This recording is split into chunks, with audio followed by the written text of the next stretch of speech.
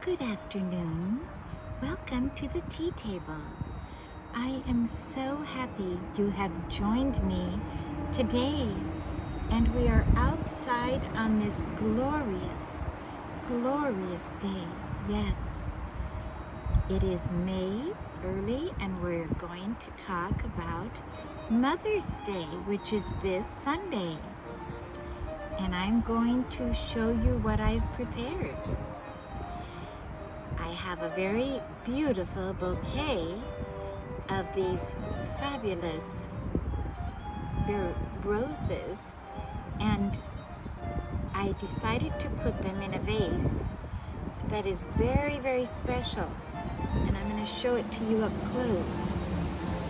It's a French Bavarian romantic man and woman, and I have candlesticks that match this.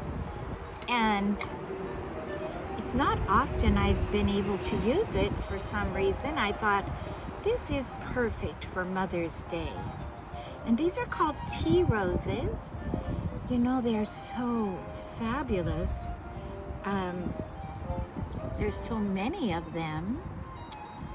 And I found these this week because it's just us. I'm going to tell you where I found them. I found them at Trader Joe's, and they were just so beautiful, and I would call these almost like a salmon orange. Beautiful, and so much vibrancy in life. Yes. Well, if you haven't gotten your tea yet, please pause and get your tea. And I'll be waiting for you. Now, I want to show you, I have this, I don't know if you all remember this little tea set that around Christmas time, suddenly one of my shelves just broke in a china closet out of nowhere, and china flew. But this set survived. It survived with all this china flying around it. Not one chip. I think it is just a worthy set. And it's so beautiful. It's Bavarian, French, European from the last century. It's very old. And I just thought, let's do that for Mother's Day, because my daughter-in-law said to me today something interesting. She said her mother had said to her, dear Melanie, that being a mother is like being a Swiss Army knife. You have to have everything available to solve every problem.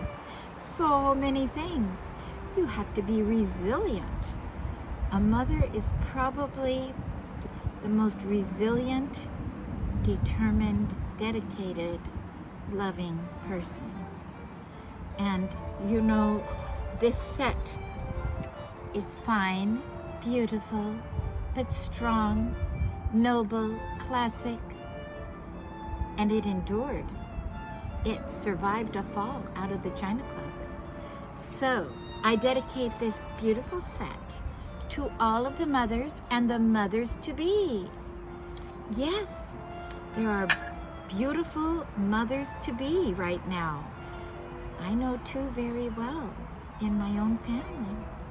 And you know what? We honor and bless the mothers-to-be, the mothers that are, and our mothers that have gone on.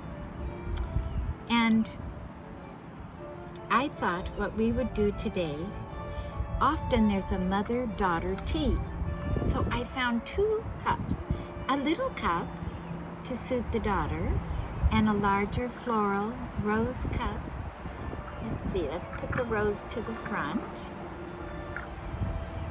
for the mother. Roses are just so fabulous. Roses also, I have discovered, are a hardy, strong, beautiful, fine, surviving flower.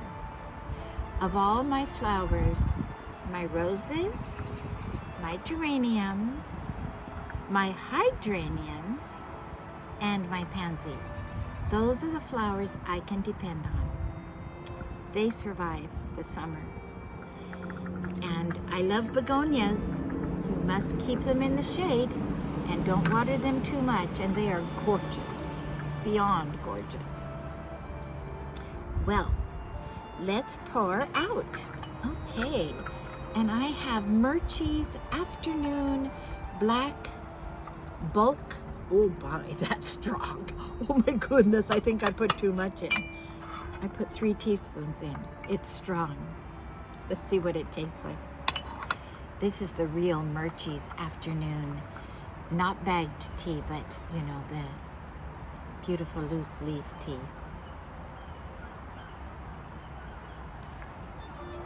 Oh my goodness, that is delicious. Now, I must tell you, I must confess, this tea has been in my cupboard for a long time. I found it in the back. It could be a couple years old. I thought, let's just see if it still works. It does. Oh my goodness, that's delicious. Well, let's pour out a little cup, and I'm thinking of my little tea people. I have so many little tea people now, and I love all of you. And I told my husband today, I said, I'm going to do my tea talk, and he goes, oh, tell everyone hello for me. So hello from my husband. He said someday he might come on the tea talk and visit. Wouldn't that be fun? No pressure, we just let people do as they want. But I love having guests on the tea talk. Yes, I do. Well, I chose a special little snack. Now, this is really sweet. These are made in Italy. They're little lemon wafer cookies. Very, very light, very tiny. I'll show you how small they are. So we who are trying to watch the diet, you could have 1 or 2, 3 of these and not overwhelm yourself because it's hard. Tea time can be hard for people. Now, I am wearing a green hat, and it's unusual to put it with what I'm wearing, but we all have a tendency to like colors that match our eyes. And because I have green eyes, I love every shade of green. It's hard to find a green hat. And I thought this hat I would wear today for all of you. I put it with kind of black and gold, and I'll tell you why. I am wearing a very special brooch, and it's symbolic too. It is a bumblebee with jewels, pearls, and black and diamonds, and it symbolizes, the bumblebee was Napoleon's symbol. It symbolizes diligence, discipline, hard work, and the queen bee, yes. And let me show you a secret, what's under my hat. There it is. I have a whole queen bee going, which I thought was fun, but I thought, you know, I feel like I need for Mother's Day a hat. So I put the hat on top. But I have a headband that has the queen bee and the little bees. And I thought, you know, for mothers, couldn't be better. We're like busy, busy bees. And no one knows all the things we do. And no one knows, even we don't know the things we do. So many the things we do in the day are just automatic. We're on automatic and we just do them. So that's that. Well, we are playing the beautiful music of Corelli, the great Italian composer who composed in Rome. Yes, and he is with that early group, Scarlatti, Vivaldi, right before Bach. Actually, Bach was alive during, he died in 1713, and so Bach was a very young man but he was extremely influenced by Corelli. And it is said Bach took all of music and just lived and thought and composed outside of the box, right? It's just so powerful. But it is said Corelli created the box that Bach worked from.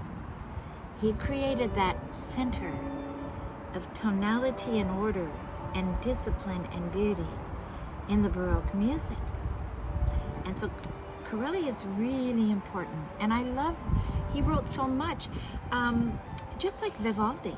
Vivaldi wrote so much. There is so much music we don't hear of these composers because they wrote so much. Scarlatti wrote so much. And he's another Italian. That Italian school was so strong. Well, you know, the wind is blowing, but my hat's staying on because it's sitting on my little bee crown. Isn't that fun? The little bee crown, I'm hiding it. But it kind of gives a little bit of structure to the hat, actually. So, well, Mother's Day is a very special day that was founded about more than 100 years ago by a young woman in America who wanted to honor her beautiful mother and motherhood. You know, we always hear motherhood, fatherhood. What does that mean? Do you know what I think it means? When you graduate from college and you do a higher level degree like a master's or a doctorate, you are given a hood. And that hood has the color of your field. I have a doctorate in ministry, which is a theology degree. So my hood is red and purple, theology. But if you were to have a degree in education, your hood would be blue. I believe medicine is green. They all have a different color. It is so gorgeous. The hoods. And the hood is something you keep your whole life. Normally you only wear it for an occasion like a graduation. The school that I teach at, Fulbright Seminary, when they have their graduation in August, I will wear my hood. So basically, the most you wear it is once a year. However, in the olden days, even 100 years ago and back, all of the professors or teachers wore their hood every day to school. And you can see the people in their robes and their gowns. And what that was called we call it a non-verbal communication. You're letting people know who you are and what you do. Just like a military person will wear their uniform, a nurse will have her uniform, a doctor will have his uniform. So it is a non-verbal communication. Well, that went out of style probably 100 or so years ago. But if you look at even the movies like in the 1930s, which are going back to World War I, maybe they're depicting pre-World War I in the British boys' schools. I'm thinking of Mr. Chips. He wears his robe when he instructs. They had to. That was their law. That was their credential. It was telling the students, the other faculty, and the parents, and whoever else was observing that this person had studied, earned a degree, and had the right to be teaching at the boys' school. So that's where hood, it's a long explanation of hood, right? But motherhood is the same thing. It is your role, your position, when you have a baby and you have a child, you become a mother. And then you enter motherhood.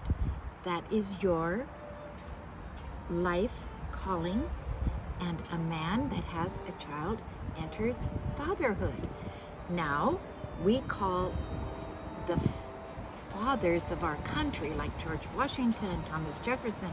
George Washington did not have any natural children. He had 2 children that Martha, the widow, had when he married her. And then for some reason, he was not ever a father. But he is called the father of our country, right? Yes. Just like Abraham in the Bible, he's called the father of faith, or we call them the biblical fathers. And then when we bump up to church history and we start out in the early church, the first 300 years, you've heard the term apostolic father. We call an apostolic father is a father who knew one of the apostles. Like, for example, Polycarp. He studied under John. So if you look in the old books, the apostolic fathers, and Polycarp writes, this is someone who actually knew the apostle John personally and was mentored by him. So that's a title they receive. And then you move forward and you have ante-Nicene fathers. That means all the fathers that weren't apostolic but were functioning before 325, when Constantine had the big Nicene Commission where they made so many decisions. You've heard of the Nicene Creed, okay? So they're called that means before Nicaea. Then you'll see post-Nicene fathers, okay? That's after Nicaea, all the church fathers. Yes, so those are titles. That's like motherhood, fatherhood, childhood. When you become a child, you have, the hood is who you are. That's what I'm trying to say. So, mothers, know that your motherhood is probably the greatest gift and title you will ever have in all the world, because it involves a human soul, it involves a human life, it involves creating life, training life. It's beautiful. It's a beautiful role.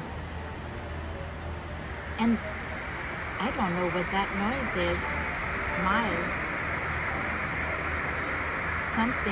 I think somebody is on my road doing something.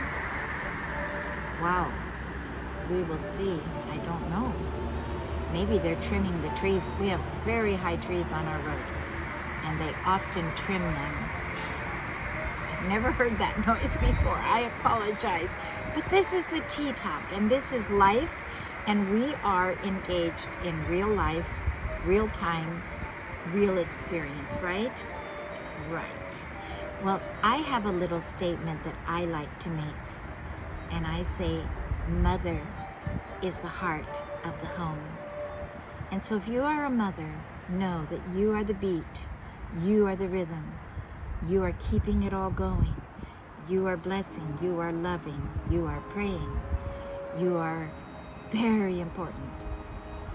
So never look at your role as, oh, I'm just a mom. No, it's, I am privileged by God to be a mother. God help me to do a good job. That's the approach.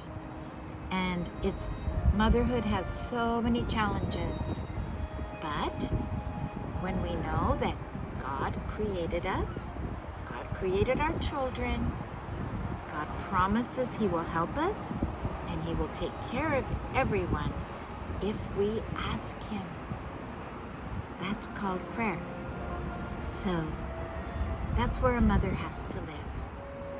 That's the only way you can make it in this world. But it's exciting because we see blessings. And that's one thing I wanted to talk about today. My dear, dear artist friend, Dawn Jarvis, who's gone to be with the Lord, she always talked about having eyes to see. Having eyes to see the beauty having eyes to see deeper. That's where the word seer, S-E-E-R, comes from, to see. It means that we are not just looking at the surface, but that we have eyes to see, and we see beyond. And I read when my children were very, very young, I read something from a very older, wise minister that was writing about training children. And he said, yes, behavior is important. Of course, we want good behavior. We want our children to sit properly, be polite, greet people, write thank you notes, answer their phone. But he said, more important than behavior is character. And character he defined as the heart motive. People will say, well, he has a good heart. She has a good heart. That's character. And that's really what God says he looks at, because one verse in the Bible I really love, and it says, man looks on the outward appearance, but God looks on the heart.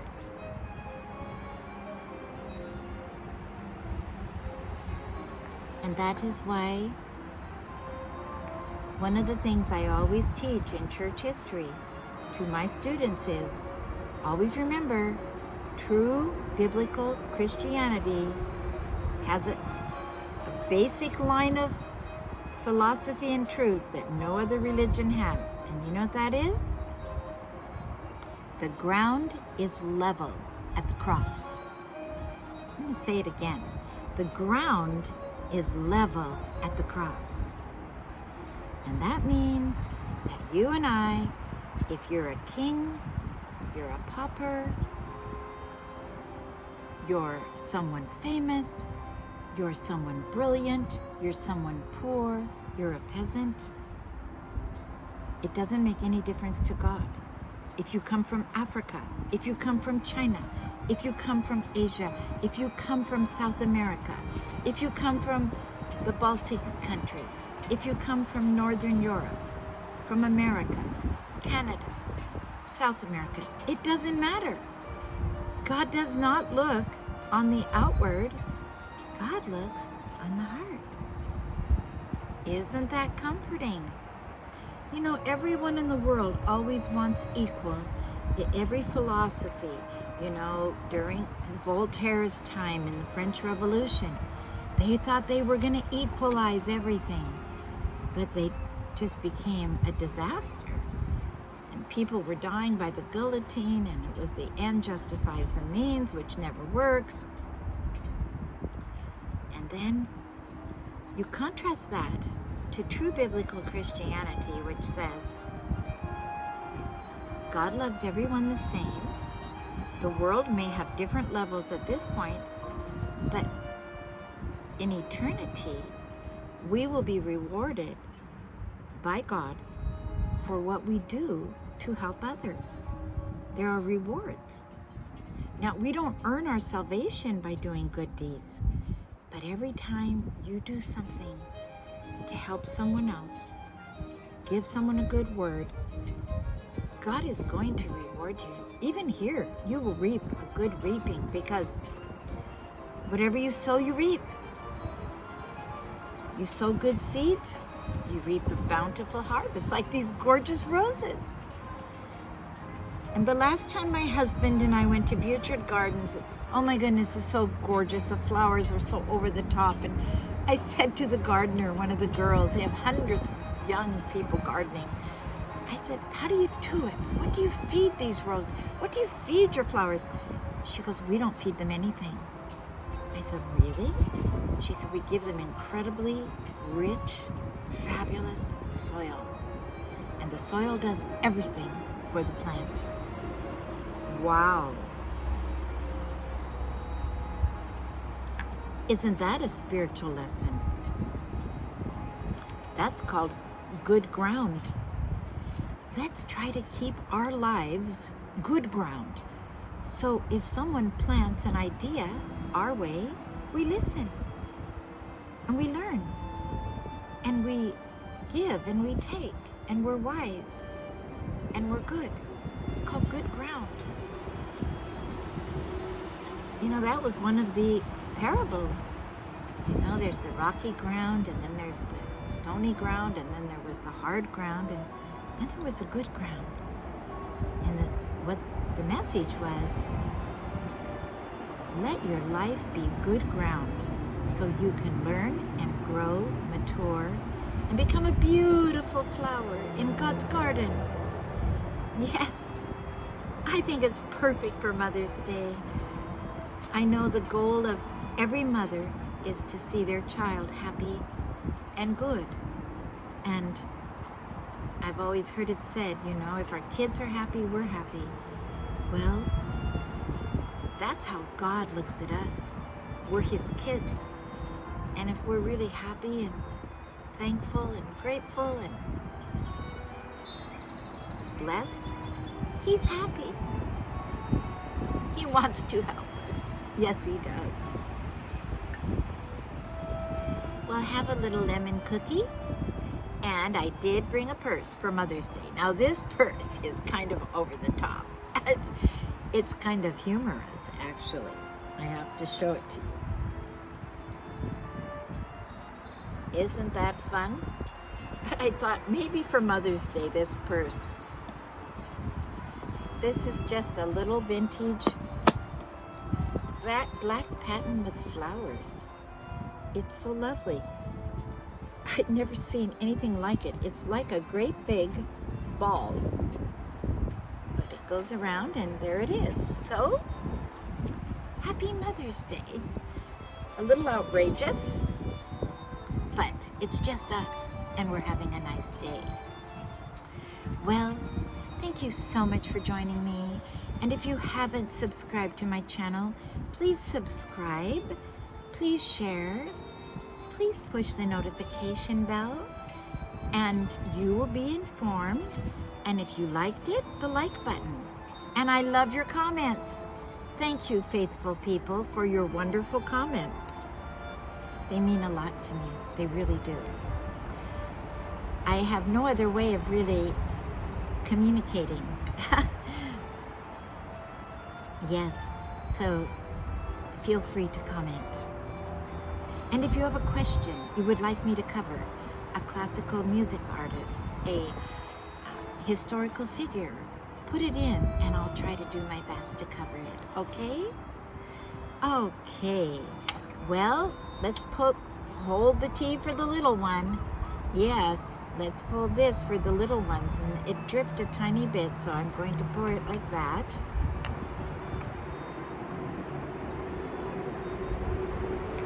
Oh my, that is really strong tea. That is really, really good. It's a little Demitas cup for all the little ones. Yes.